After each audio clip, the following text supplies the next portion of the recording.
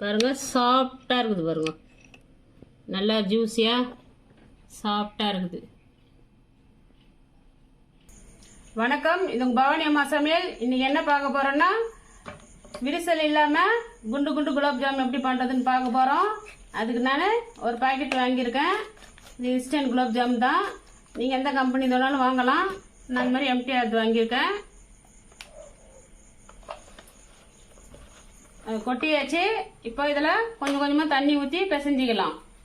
இப்போ இதில் கொஞ்சம் கொஞ்சமாக தண்ணி தெளித்து பிசைஞ்சிக்கலாம். தெளிச்சிக்கணும், ஊற்றக்கூடாது.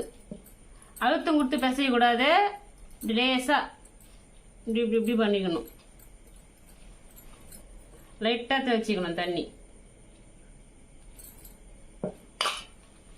இது தீபாவளிக்கு எல்லார் வீட்லேயும் செய்யக்கூடிய பலகாரம். சட்டுன்னு செஞ்சிடலாம்.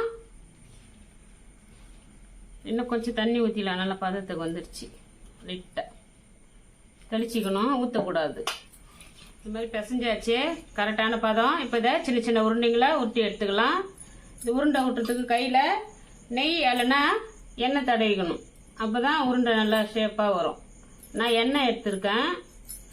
நெய் வெண்ணெய் கூட எடுத்துக்கலாம். சின்ன சின்னதாக உருண்டை உருட்டிக்கணும். இது அவுத்தும் கொடுக்கக்கூடாது.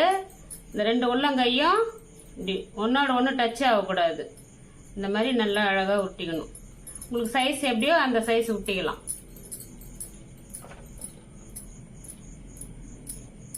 இப்படியே உள்ளங்காய் ஒன்றோட ஒன்று ஒட்டாமல் இருந்தால் தான் விரிசல் வராமல் இருக்கும். டச் ஆகக்கூடாது ஒன்றோட ஒன்று. இந்த மாவு மட்டும் உருட்டணும்.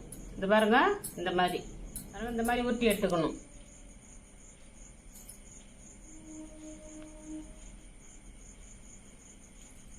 இதே குழந்தைங்களுக்கு பர்த்டேக்கு உடனே செஞ்சு கொடுக்கலாம். ஏன்னா விருந்தாளி வந்தாக்க டக்குன்னு செஞ்சு கொடுக்குற ஒரு ஸ்வீட். இது ஈஸியாக செஞ்சிடலாம். உருட்டும் போதே விரிசல் வராமல் இருக்கணும். இப்படி உருட்டணும். நம்ம சின்ன சின்ன உருண்டை தான் உருட்டுறேன். இது பொரிச்சு ஜீராவில் உரிச்சுன்னா நல்லா பெரிய சைஸாக வரும். இன்னும் வேணும் பெருசுன்னா நீங்கள் கொஞ்சம் பெருசாக உருட்டிக்கலாம். நான் திட்டமாக மீடியம் சைஸ் உருட்டி வச்சுருக்கிறேன். இந்த மாதிரி எல்லாத்தையும் உருட்டி எடுத்துக்கலாம். அவ்வளோதான், கடைசி ஒரு உருட்டி வச்சு இது போய் பொரிச்சு எடுத்துக்கலாம். குலாப் ஜாம் பொரிச்சு எடுக்கிறதுக்கு முன்னாடி சர்க்கரை பாகு ரெடி பண்ணிக்கலாம்.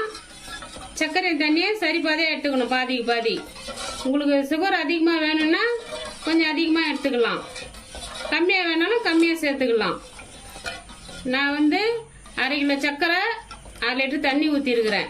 எனக்கு இது போதுமான இனிப்பு. கொதிக்கிட்டது, தண்ணி கொதிக்குது. கொஞ்சம் ஃபுட் கலர் சேர்த்துக்கலாம், நல்லா கலர்ஃபுல்லாக இருக்கும்.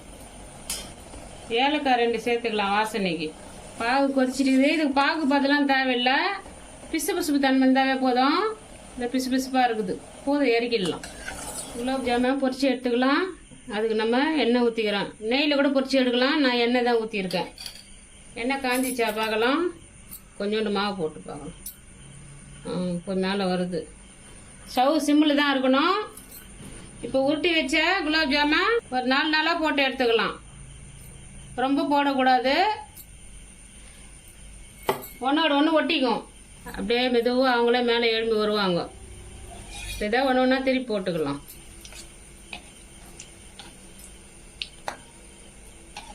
லைட்டாக தான் திருப்பி கொடுக்கணும், இல்லைன்னா உடஞ்சிரும். பொறுமையாக நிதானமாக பண்ணணும். தீ சிம்மிலே இருக்கணும். அவ்வளோதான், செவந்துடுச்சு, எடுத்துடலாம். நல்லா பொன்னிறமாக வந்துக்குது பாருங்க. இந்த ஸ்டேஜில் எடுத்துடணும். எண்ணெயெல்லாம் வடிச்சிட்டு இந்த பிளேட்டில் மாற்றிக்கலாம். இதே மாதிரி எல்லா குலாப் ஜாமுன் பொரிச்சு எடுத்துக்கலாம். அடுத்த ரவுண்ட் போடுறேன்.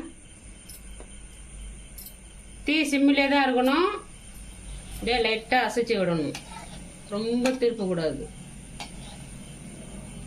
தீ அதிகமாக வச்சுமா மேலே செவந்துருக்கும், உள்ள மாவாக இருக்கும். அதனால தான் சிம்மிலே இருக்கணுன்றது. அவ்வளோதான், எல்லா குலாப் ஜாமுன் போட்டு எடுத்தாச்சு. இப்போ இதை ஜீராவில் மாற்றிக்கலாம்.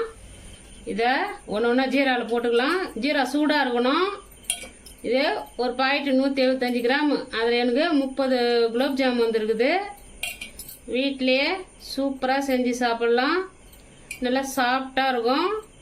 இது ஒரு 4 மணி நேரம் மொத்து பார்த்தோமா இந்த குலாப் ஜாமுன்லாம் இதில் இருக்கிற சக்கரை பாகு ஜீராவை நல்லா குடிச்சிட்டு நல்லா புசு புசுன்னு பெருசாக வரும், சைஸ் பெருசாக இருக்கும். ஒரு 4 மணி நேரம் கழிச்சு பார்க்கலாம். எல்லாம் மூங்கி இருக்கணும். இப்படி நல்லா அழுத்தி விடுங்க.